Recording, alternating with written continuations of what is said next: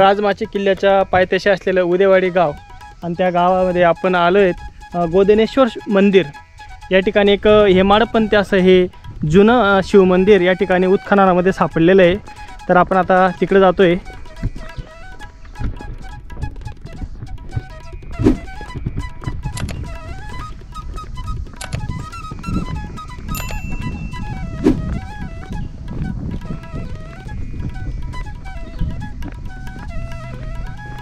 तर मित्रांनो आपण गोदनेश्वर शिवमंदिर या ठिकाणी आपण आलेलो आहेत। तुम्ही पाहू शकतात समोर हे गोमुखातून आपल्याला 12 महिने इथून आपल्याला जलधारा वाहताना आपल्याला दिसत आहेत आणि समोर हे खूप असं हेमाडपंथी असलेलं एकदम पुराण काळ असलेलं हे शिवमंदिर आपल्याला इथं पाहायला मिळते आणि खूप असं भव्य दिव्य आणि खूप सुंदर असं सुरेख दगडामध्ये कोरीव काम केलेलं हे शिवमंदिर आपल्याला या ठिकाणी पाहायला मिळते।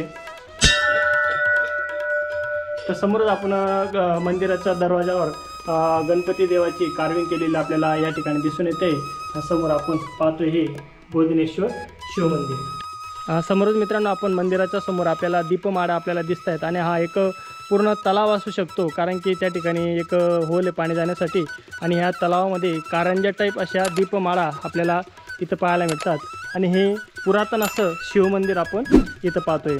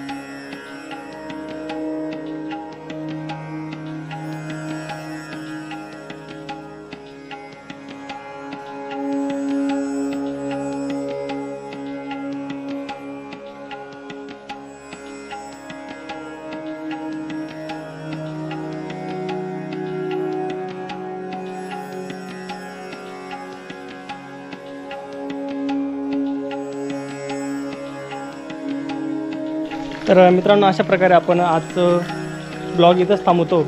आणि आपण जेव्हा नक्कीच राजमाची किल्ल्याला जेव्हा भेट द्यायला याल तेव्हा नक्कीच आपण हे गोदनेश्वर शिवमंदिराला भेट द्यावी. खूप सुंदर आणि सुरेख असं हे प्राचीन शिवमंदिर आपल्याला या ठिकाणी पाहायला मिळतं आहे. पूर्ण दगडामध्ये कोरलेलं हे शिवमंदिर आपल्याला पाहायला मिळते.